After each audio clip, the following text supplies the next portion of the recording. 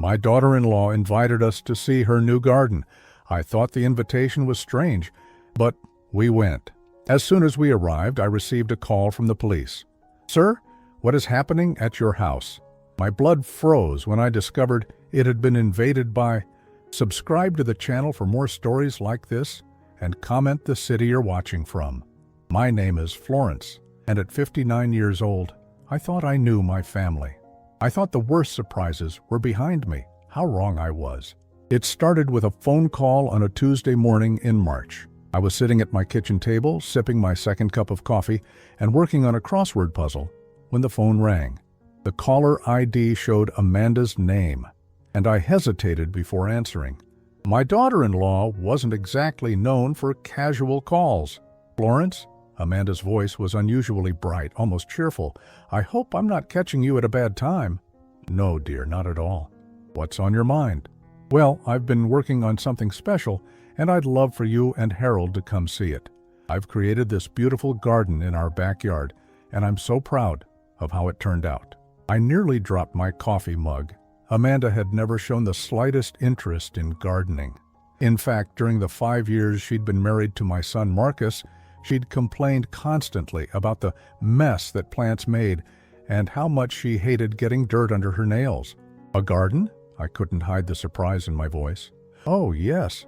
I know it might seem out of character, but I've really found my passion for it. There are roses, tulips, a whole herb section. I even have a little fountain. I'd love to show you both this afternoon, if you're free." Harold was reading his newspaper at the other end of the table, and when I caught his attention and mouthed, "Amanda wants to show us her garden," his eyebrows shot up in the same disbelief I was feeling. "Well, that sounds lovely, dear. What time are you thinking?" "How about 2 o'clock? That's when the light hits it just perfectly." After hanging up, Harold and I sat in puzzled silence for a moment. "Since when does Amanda garden?" he asked, folding his newspaper. "Since never," I replied. "Remember last spring when Marcus asked if she wanted to help plant those bulbs? She said she'd rather scrub toilets." Harold chuckled, but I could see the same confusion in his eyes that I was feeling. Still, she was family, and if Amanda was making an effort to share something with us, we should support it. Maybe this was her way of trying to bridge the distance that had grown between us over the years. The drive to Marcus and Amanda's house took 25 minutes through our suburban neighborhood. They lived in a nice development, nothing too fancy, but comfortable. Marcus worked as a financial advisor, and Amanda had a part-time job at a boutique downtown, though she'd been calling in sick a lot lately. We pulled into their driveway at exactly 2 o'clock. Amanda was waiting for us on the front porch, wearing a flowy sundress and a wide-brimmed hat that made her look like she was auditioning for a gardening magazine. Her smile seemed forced, but I pushed that thought away, determined to be supportive. "Florence, Harold, I'm so excited you could make it," she gushed, practically bouncing down the porch steps to greet us. Marcus appeared in the doorway behind her, offering a wave but staying put. That struck me as odd, too. Usually our son would come out to hug us, ask about our drive, make small talk.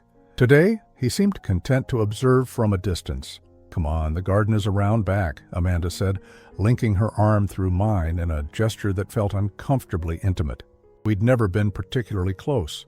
As we walked around the side of the house, Amanda chattered nonstop about soil types and watering schedules, using terminology that sounded like she'd memorized it from a book the night before.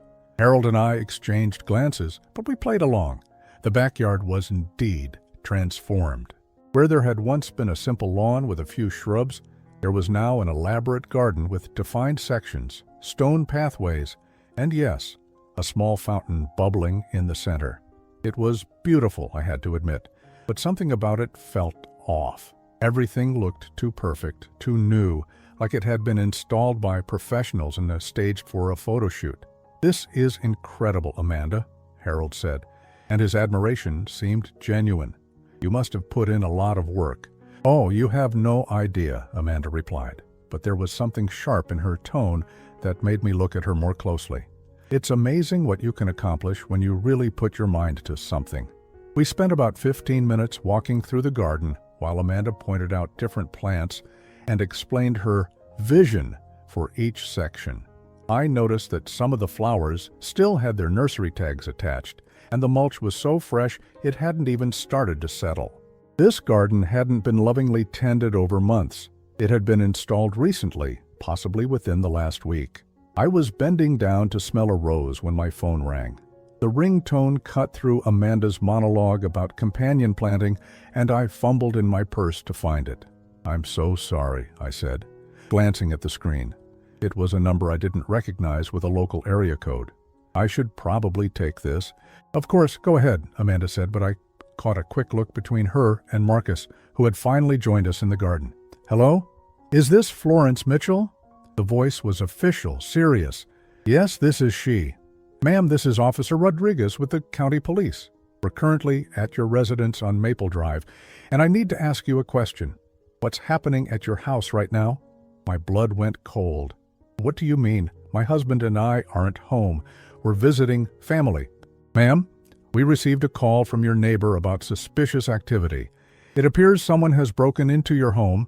Can you tell me who might have access to your house?" The phone nearly slipped from my trembling hands. "Broken in? Are you sure? We have good locks, and the security system should have—" "The security system was disabled, ma'am, and the lock shows no signs of forced entry. Do you know anyone who might have a key?" I looked up to find Amanda, Marcus, and Harold all staring at me. Amanda's face had gone pale, and Marcus looked like he was about to be sick. Yes, my son has a spare key, for emergencies, but he's right here with me." "Ma'am, I'm going to need you to come home as soon as possible. We have the scene secured, but you'll need to tell us what's missing." My legs felt weak. Harold was immediately at my side, taking the phone from my shaking hands. "Officer, this is Harold Mitchell, Florence's husband. Can you tell us exactly what happened?"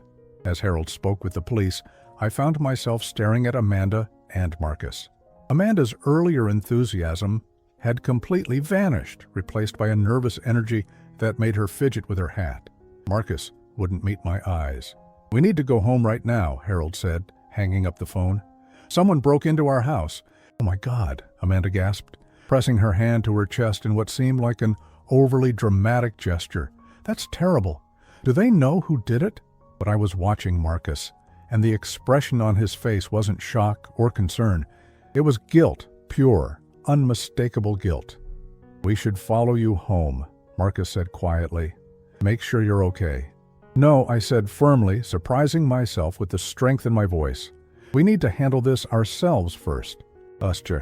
As we walked quickly back to our car, my mind was racing. The timing of this felt too convenient. Amanda's sudden interest in gardening, the strange invitation, Marcus's distant behavior, and now our house being broken into while we were conveniently away from home. Harold started the car, and as we backed out of the driveway, I looked back at the house. Amanda and Marcus were standing in their driveway, watching us leave.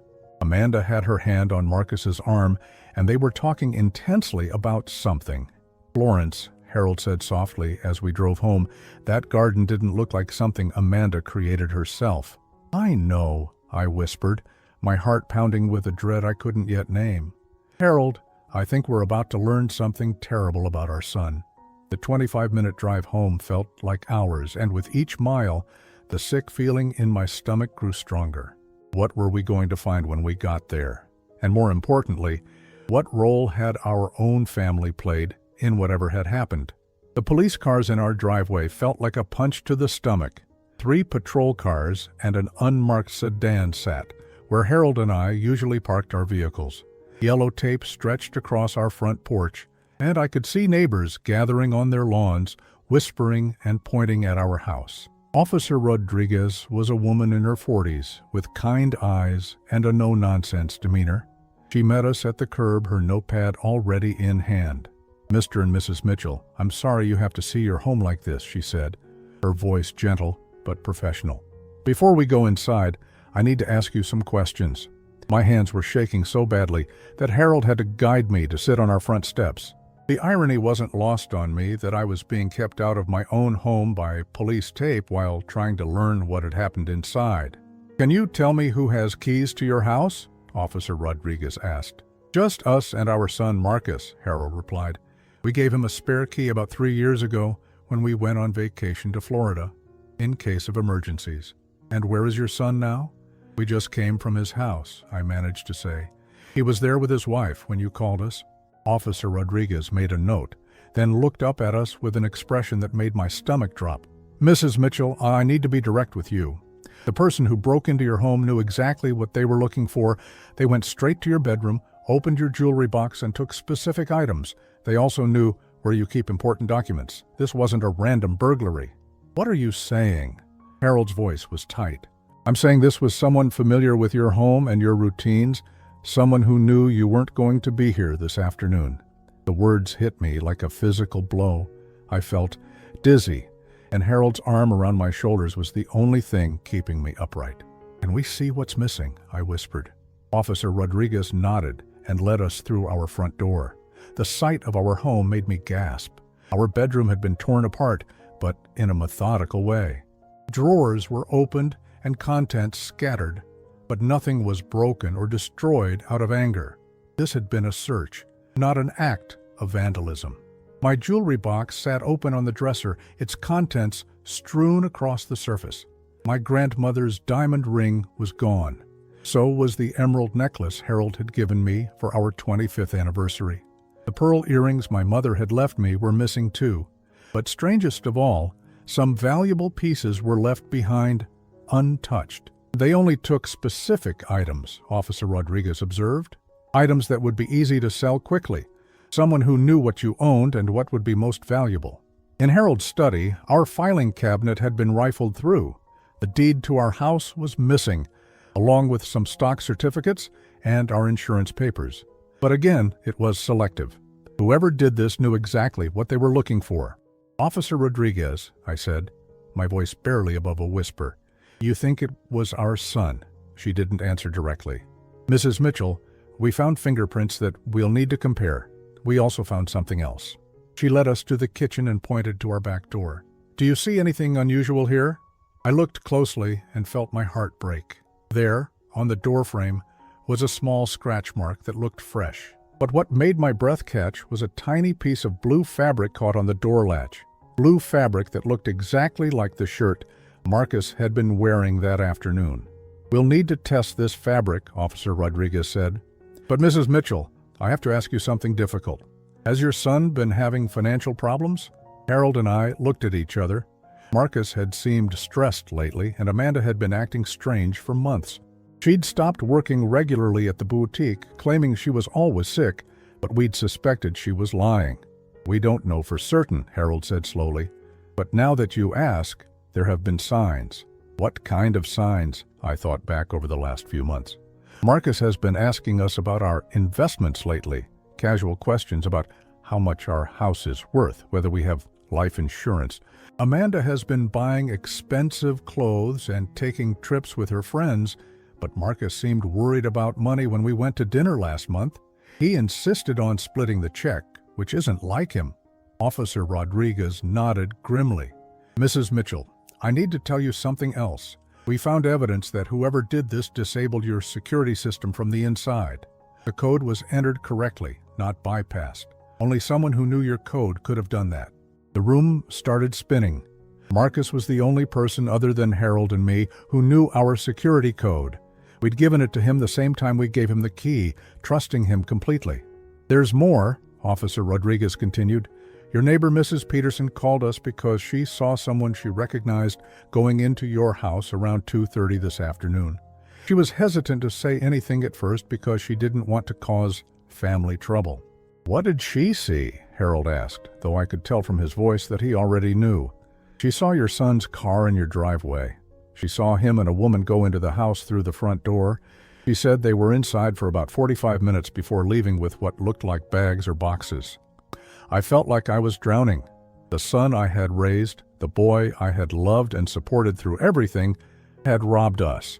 While we were standing in his backyard, admiring a garden his wife had probably hired someone to install as an alibi, Marcus had been stealing from us. The woman, I said weakly. Did Mrs. Peterson get a good look at her? She said it was definitely the woman who lives there with your son. Blonde hair, about average height. She was carrying what looked like a jewelry box when they left. Amanda. My daughter-in-law had been part of this too. The two people who should have been protecting us and caring for us had conspired to rob us instead. Officer Rodriguez cleared her throat. Mr. and Mrs. Mitchell, I have to ask, do you want to press charges? I know this is your son, and that makes it complicated, but this is a serious crime. Grand theft, breaking and entering, conspiracy. I couldn't speak. Harold squeezed my hand, and I could feel him trembling too. Can we have some time to think about it? Harold asked. Of course, but I should tell you, we've already gathered enough evidence to make arrests if you choose to move forward. The fingerprints, the fabric, the witness testimony, this case would be very straightforward. After the police left, Harold and I sat in our violated bedroom, surrounded by the mess our son had made of our private space. I picked up a photo of Marcus from when he graduated college. He was smiling in his cap and gown, his arm around me, looking so proud and happy. That was 8 years ago. When had he changed? When had we become targets instead of parents? Florence, Harold said softly, I keep thinking about that garden. What about it? Amanda called it her special project. She was so insistent that we come see it today, at exactly 2 o'clock. And Marcus barely spoke to us the whole time we were there.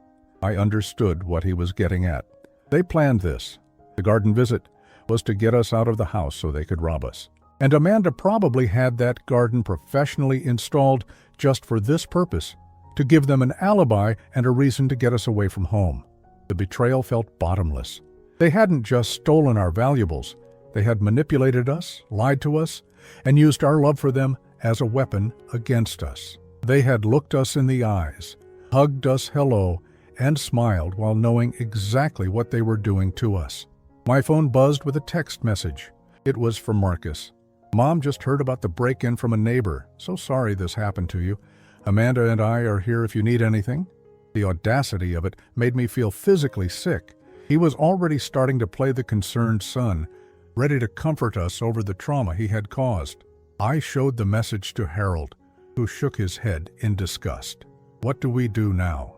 I looked around our bedroom, at the chaos our son had created in his greed. Then I looked at that graduation photo again, at the boy who had once made me so proud. I don't know, I whispered. I honestly don't know if I can ever forgive him for this. But even as I said it, I knew the worst was still coming.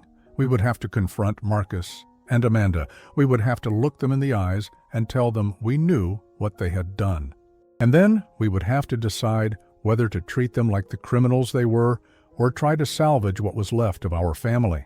The hardest part was knowing that no matter what we chose, nothing would ever be the same again. I didn't sleep that night. Every time I closed my eyes, I saw Marcus as a little boy, running to me with scraped knees, trusting me to make everything better.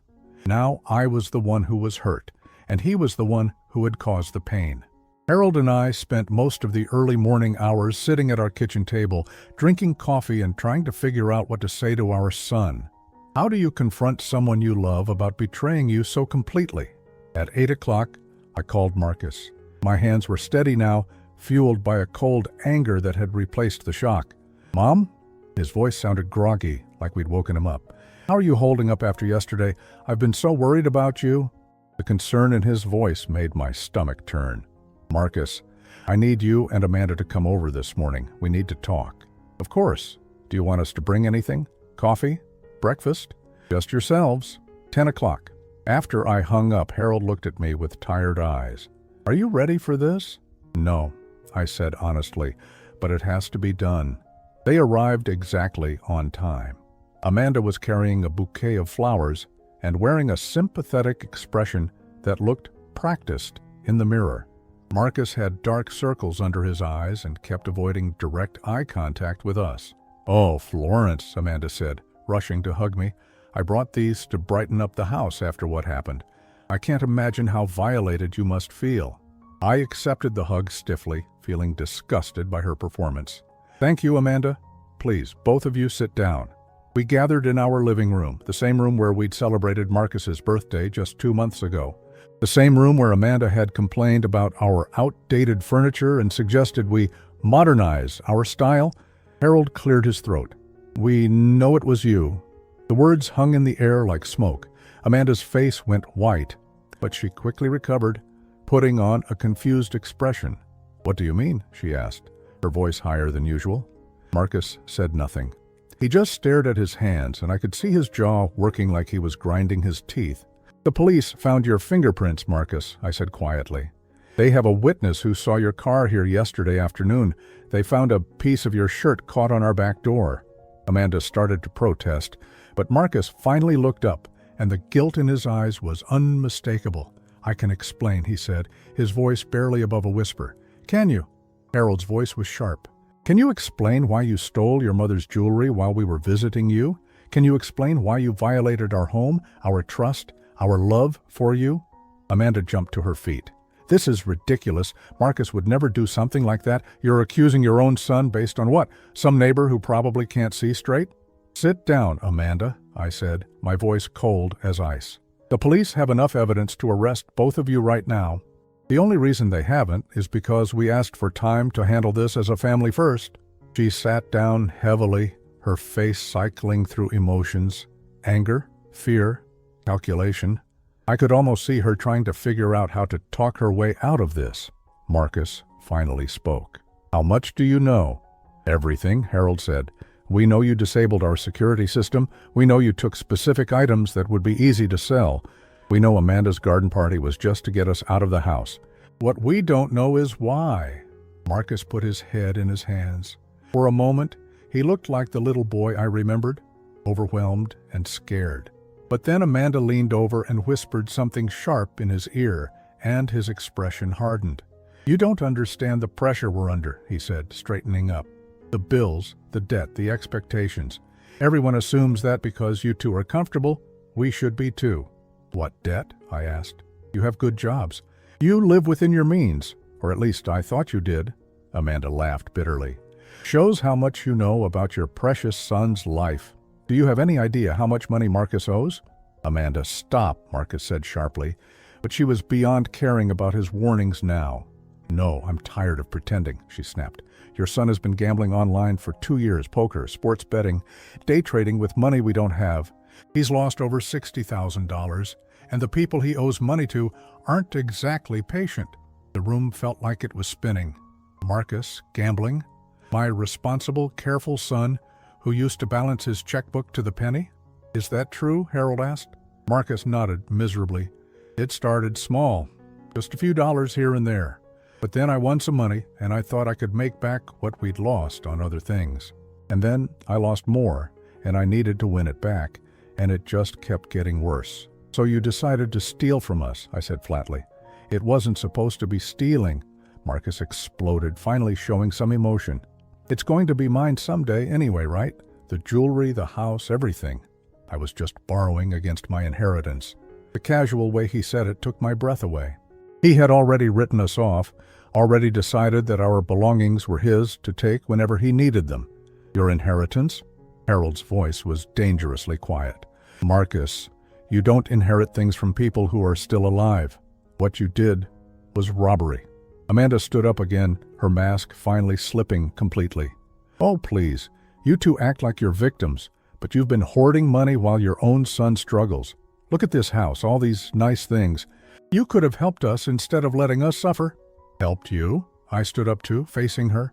"We gave you $5,000 last Christmas when you said Marcus needed dental work. We paid for your vacation to Mexico when you said it was for your anniversary. We've helped with car repairs, house repairs, and medical bills. What we haven't done is enable a gambling addiction we didn't know about."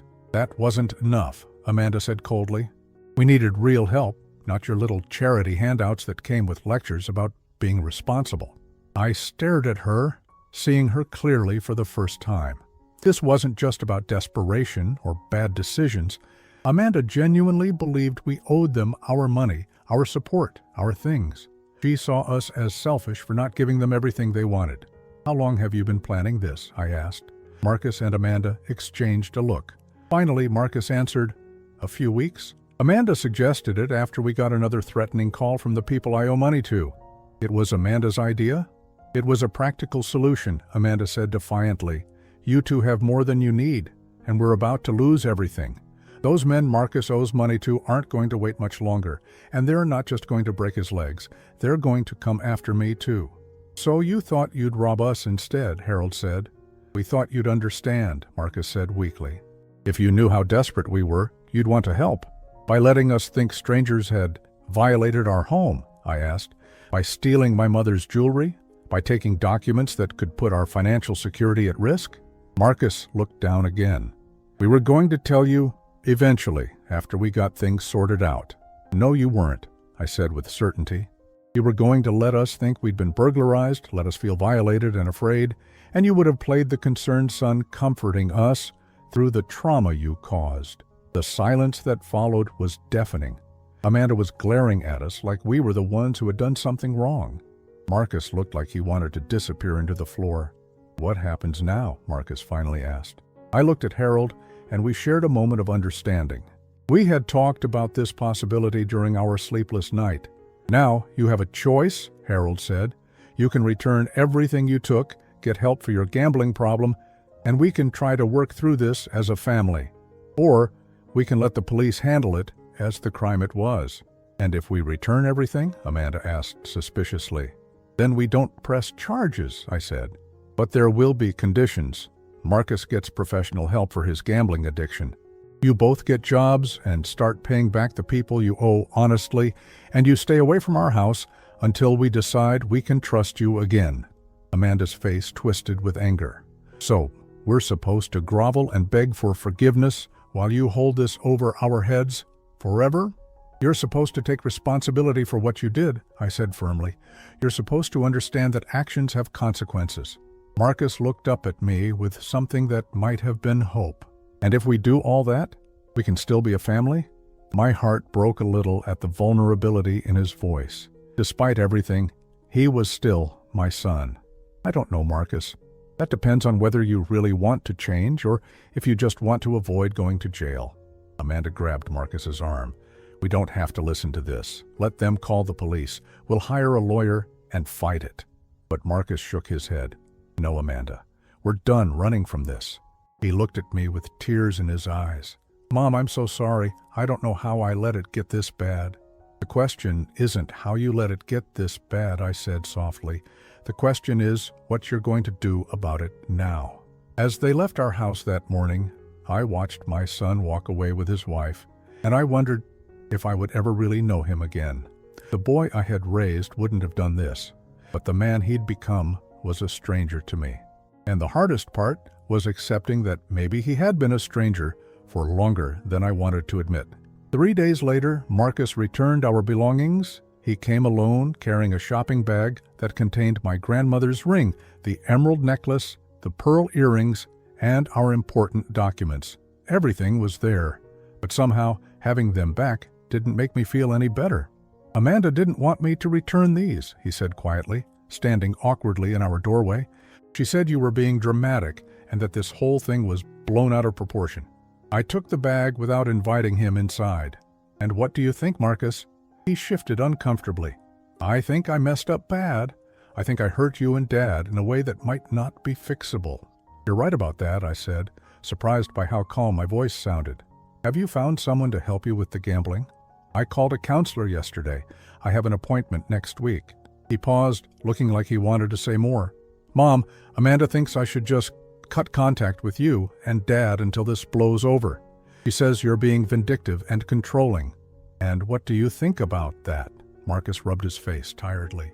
I think my wife doesn't understand what family means, but I also think she's all I have right now, so I can't afford to lose her too. Those words hit me like a slap. You chose to rob us, Marcus. You chose to lie to us and manipulate us. We didn't abandon you. You pushed us away. I know, he said quietly, but Amanda's pregnant. The bag of stolen items nearly slipped from my hands. What? She found out yesterday, 2 months along. So even if I wanted to leave her over this, I can't. I won't abandon my child the way— He stopped himself, but I knew what he'd been about to say. The way your father abandoned you, I finished for him. Marcus's biological father had left when Marcus was 3 years old. Harold had adopted him when he was 7, but I knew the abandonment had left scars. Now those scars were being used against us. I'm sorry, Marcus said. I didn't mean to bring that up. Harold's been more of a father to me than my real dad ever was.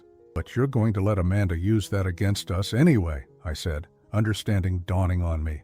She's going to make you choose between her and the baby, or us. Marcus didn't deny it.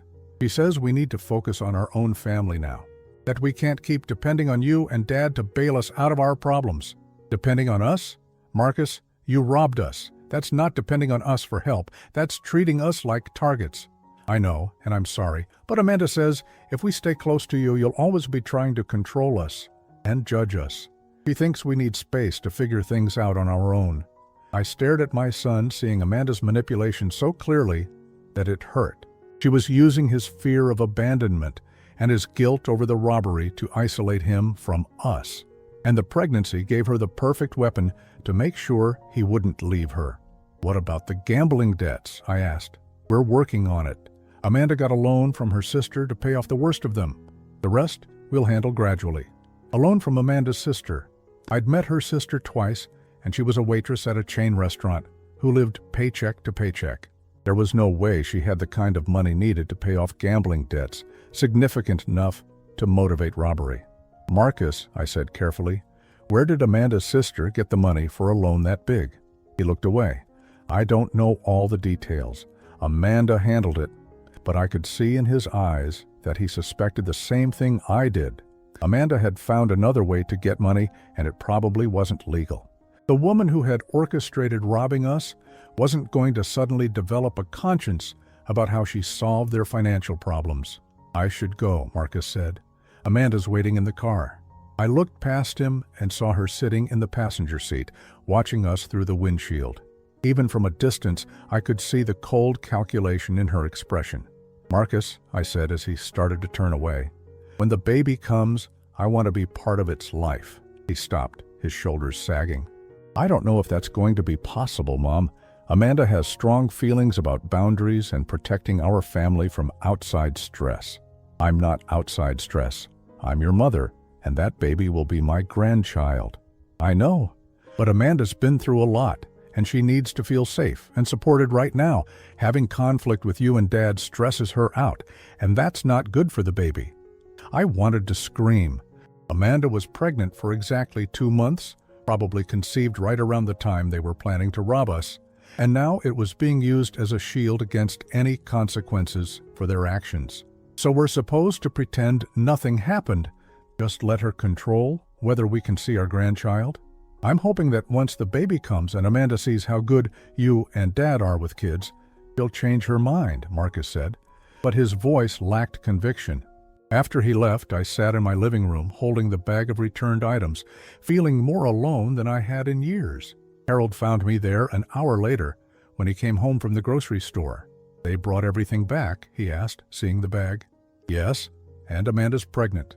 Harold sank into his chair, looking suddenly older. So that's her insurance policy. That's exactly what it is. She knows Marcus won't leave her while she's carrying his child, and she's using that to make sure he cuts us out of their lives. What did Marcus say about staying in touch? I told Harold about the conversation, watching his face grow more and more grim as I spoke. She's isolating him, Harold said when I finished. It's textbook manipulation. Make him feel like he has to choose between his family and his wife and child, knowing that most men in his position will choose the wife and child. The worst part is that I understand why he's making that choice, I admitted. If Amanda left him, she could take the baby and never let him see it. He's trapped. Over the next 2 weeks, we heard nothing from Marcus. No phone calls, no texts, no responses when we reached out to him. It was like he had vanished from our lives completely. But other people started reaching out to us, and not in the way we wanted. It started with Harold's sister calling from Oregon. I heard about the break-in, she said, but then I got a strange call from Amanda yesterday. What kind of strange call? Harold asked, putting the phone on speaker so I could hear.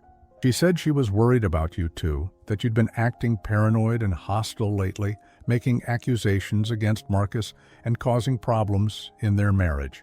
She said she was concerned about your mental health. My blood went cold. She said what? She made it sound like you were having some kind of breakdown and turning against your own son for no reason. She asked if I'd noticed any signs that you were declining mentally. Harold and I stared at each other.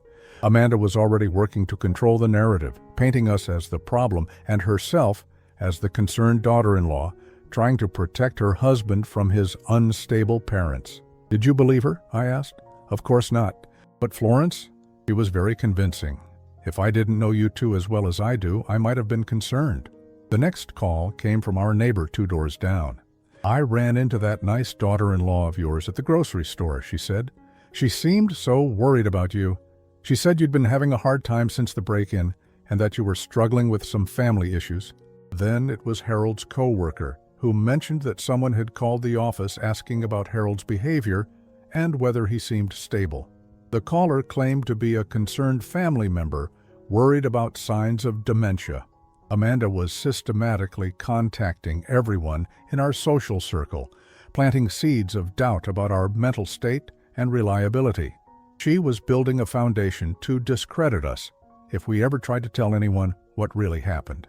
"She's trying to make us look crazy," I told Harold, after the 5th concerned call from someone who'd heard we were going through a difficult time.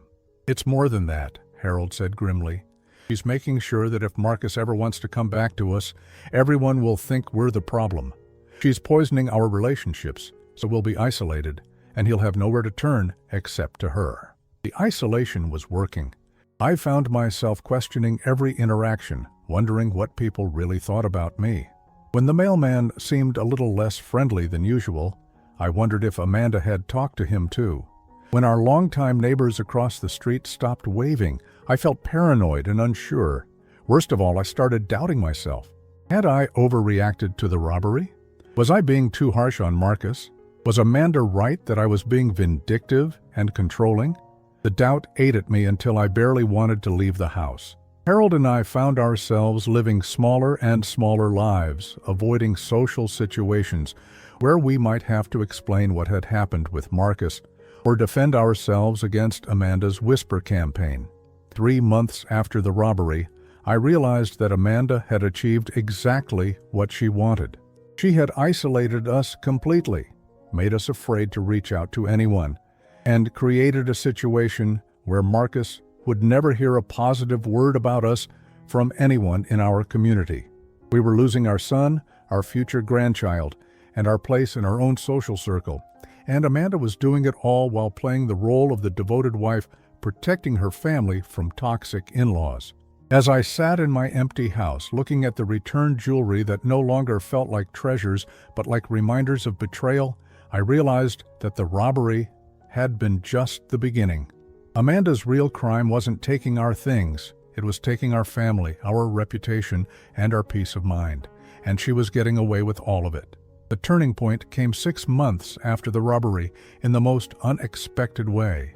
I was at the grocery store trying to avoid the neighbors who now looked at me with a mixture of pity and suspicion when I bumped into Linda Brennan from the bank where Marcus worked. "Florence," she said, seeming genuinely happy to see me. "How are you holding up? I heard about all the troubles you've been having." My heart sank, expecting another conversation where I'd have to defend my sanity. But Linda's expression was different. There was concern there, but also something that looked like anger.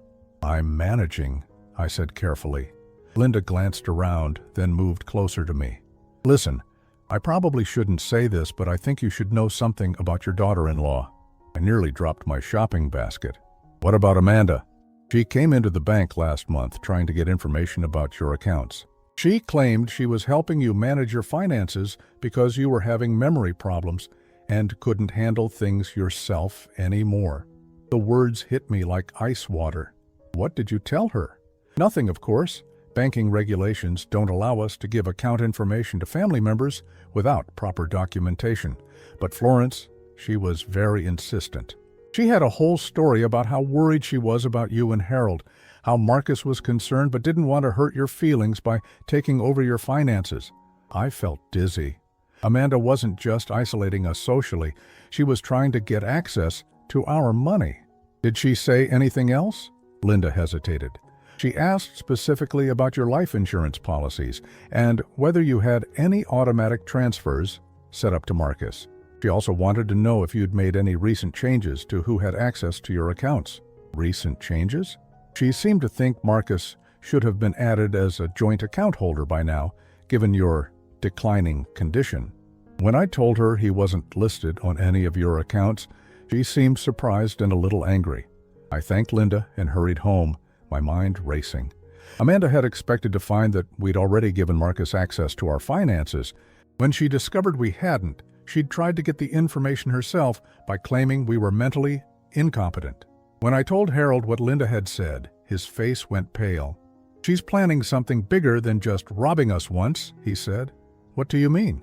"Think about it, Florence. She's been telling everyone we're losing our minds.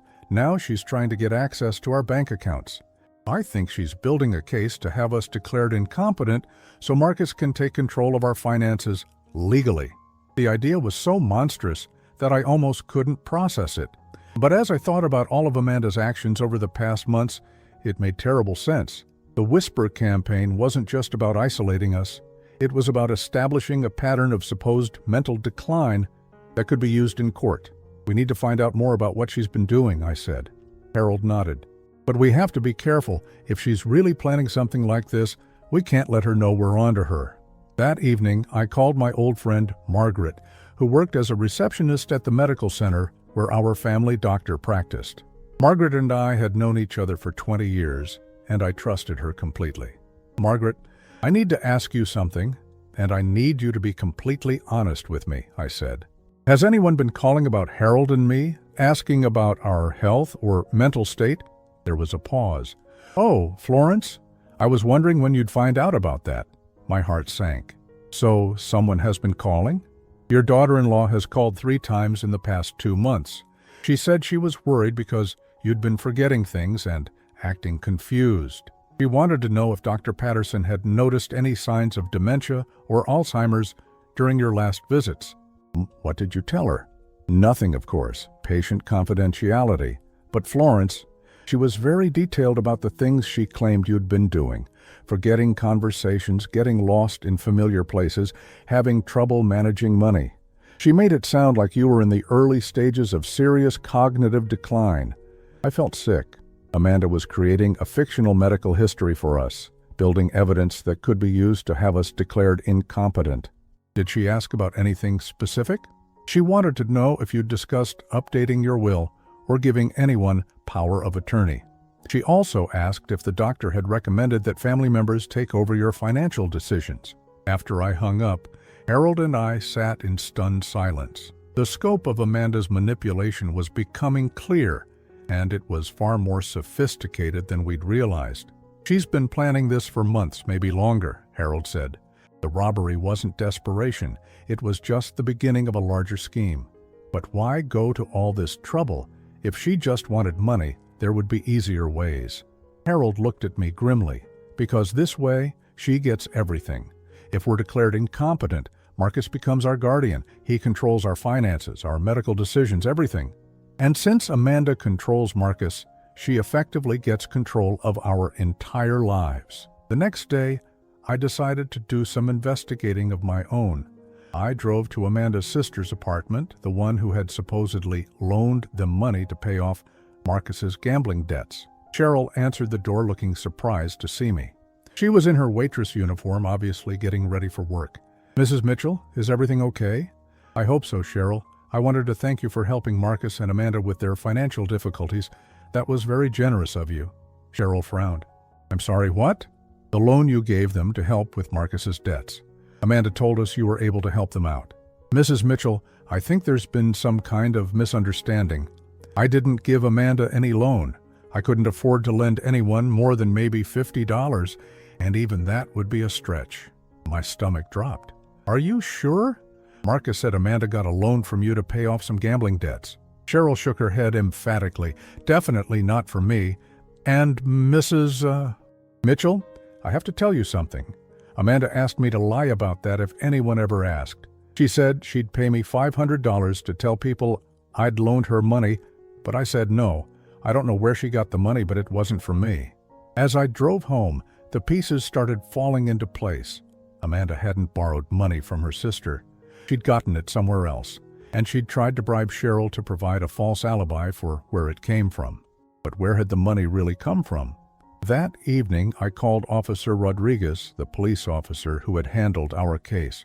"I know this might sound strange," I said, But have there been any other burglaries in our area recently? Anything that might be connected to our case? It's funny you should ask, she said. We've had 3 similar break-ins in the past 4 months. Same pattern. Someone with inside knowledge, specific valuable items taken, no signs of forced entry. All elderly victims, all with family members who had access to their homes. Do you think they're connected? We're starting to think so. In each case, the victims initially suspected family members, but then backed off from pressing charges. And in 2 of the cases, the victims later said they thought they'd been mistaken and that their family members couldn't have been involved. I felt a chill run down my spine. What do you mean they backed off? Well, in one case, the victim's daughter-in-law convinced her she was getting confused and had probably misplaced the items herself. In another case, the son convinced his father that the father had forgotten lending him the items. Both victims ended up saying they weren't sure a crime had even been committed. Officer Rodriguez, I said slowly, I think my daughter-in-law might be running some kind of scheme targeting elderly people, and I think my son might not be the only family member she's manipulated into helping her. There was a pause. Mrs. Mitchell, that's a serious accusation. Do you have any evidence? I told her about the bank inquiry, the medical calls, the fake loan story, and Amanda's attempt to bribe her sister. When I finished, Officer Rodriguez was quiet for a long moment. Mrs. Mitchell, I think you might be right. And I think you and your husband might be in more danger than you realize. If she's building a case to have you declared incompetent, she's not going to stop until she gets what she wants. What should we do? First, document everything. Every conversation, every incident, every lie you catch her in. Second, make sure your legal affairs are in order and that you have people who can vouch for your mental competency. And third, be very careful. If she's as calculating as you think she is, she won't hesitate to escalate her tactics if she feels threatened. After I hung up, I looked at Harold, who had been listening to my side of the conversation. She's not just trying to rob us, I said, she's trying to destroy us completely. But now we know what she's doing, Harold said, and that means we can fight back. For the first time in months, I felt a spark of hope. Amanda had been operating in the shadows, counting on our isolation and confusion to hide her schemes. But now we knew the truth. The question was, what were we going to do about it? That night, as I lay in bed listening to Harold's steady breathing, I made a decision. Amanda had spent months systematically destroying our lives, turning our son against us, and planning to steal everything we'd worked for. She thought she was smarter than us, that we were just confused old people who couldn't see what she was doing. She was about to learn how wrong she was. The opportunity came sooner than I expected. 2 weeks after my conversation with Officer Rodriguez, Marcus called us for the first time in months. His voice sounded strained and exhausted. Mom, I need to talk to you and Dad. Can I come over? Of course, I said, my heart racing. Is everything okay? No, he said quietly. Nothing's okay. I'll be there in an hour. When Marcus arrived, he looked terrible. He'd lost weight, his clothes were wrinkled, and there were dark circles under his eyes that made him look years older than his 32 years. Marcus, what's wrong? Harold asked, as soon as he walked through the door. Marcus sat down heavily on our couch and put his head in his hands. Amanda left me. I felt a mixture of relief and concern. What happened? She took the baby and moved in with some guy named Derek. Turns out she's been seeing him for months. Marcus looked up at us with hollow eyes. She said I was pathetic and that she was tired of being dragged down by my problems. Harold and I exchanged glances. This was unexpected, but it might be the opening we needed. Marcus, I said gently, there are things about Amanda that you need to know. Like what? I told him about the bank inquiry, the medical center calls, the fake loan story, and everything else Officer Rodriguez and I had discovered. With each revelation, Marcus's face grew paler. She was trying to have you declared incompetent? He asked in a whisper. We think so. And Marcus, we don't think you were her only victim. I showed him the printouts I'd gotten from Officer Rodriguez about the other burglaries. As Marcus read through the reports, I watched the full scope of Amanda's manipulation dawn on him. She made me believe you were being unreasonable about the robbery, he said slowly. She said you were overreacting and trying to control us. She convinced me that cutting contact with you was the only way to protect our family. And all the while, she was planning to take everything we had, Harold said. Marcus was quiet for a long time, processing everything we'd told him. Finally, he looked up at us with tears in his eyes. "I'm so sorry. I let her turn me against you. I chose her over my own parents. You were being manipulated by someone very skilled at it," I said. "Amanda played on your fears and your guilt to control you. But I should have seen it. I should have known better." Marcus wiped his eyes with the back of his hand. "She never loved me, did she? I was just useful to her." It broke my heart to see him so broken, but I knew he needed to understand the full truth. "Marcus, I think she targeted you specifically because of us, because she knew you had access to our home and our trust." "What do you mean?" "I think she researched you before you ever met. She knew you had parents with assets, that you'd had abandonment issues as a child, that you were vulnerable to someone who made you feel needed and important." Marcus stared at me. "You think she planned all of this from the beginning?" "I think she's done this before with other families. The gambling addiction gave her the perfect crisis to justify robbing us. But I don't think the gambling was random either. I think she encouraged it." "She did," Marcus said suddenly. "She's the one who showed me those online poker sites. She said it would be fun to play together, just small amounts. When I started losing, she said I should bet bigger to win it back." The pieces were falling into place. Amanda had systematically destroyed Marcus's financial stability to create the desperation that would justify robbing us. She'd isolated him from us to prevent him from getting help or perspective. And she'd manipulated him into believing that we were the problem. "Marcus," Harold said carefully, "we want you to know that despite everything that's happened, you're still our son. But we need to know that you understand what really happened here." "I understand," Marcus said. "I understand that I was an idiot who let a manipulative woman destroy my relationship with the two people who actually loved me." "You weren't an idiot," I said firmly. "You were a victim. But now you have a choice about what happens next." Over the next few hours, Marcus told us everything. About how Amanda had gradually convinced him that we were judgmental and controlling. About how she'd encouraged his gambling and then used his losses to justify increasingly desperate measures. About how she'd made him feel guilty for wanting to maintain a relationship with us. "She recorded some of our conversations," Marcus said. "The ones where I talked about feeling guilty about robbing you. She said it was to help me process my feelings, but now I think she was gathering evidence to use against me if I ever tried to leave her." "Evidence for what?" "To show that I was unstable and couldn't be trusted with custody of the baby. She always said that if I ever left her, she'd make sure I never saw my child again." My heart ached for him. Amanda had trapped him completely, using his love for his child as a weapon to keep him under control. "Marcus," I said, "we need to tell you something else. Officer Rodriguez thinks Amanda might be part of a larger scheme. There have been other families targeted the same way." "Other families?" I showed him copies of the police reports.